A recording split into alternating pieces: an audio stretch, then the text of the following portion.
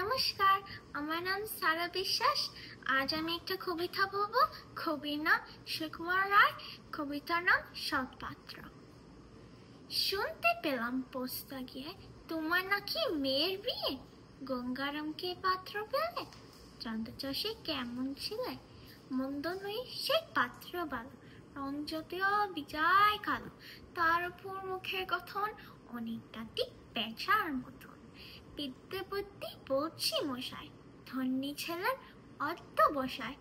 19টি বার metric এসে গায়াল হয়ে থামল শেষে।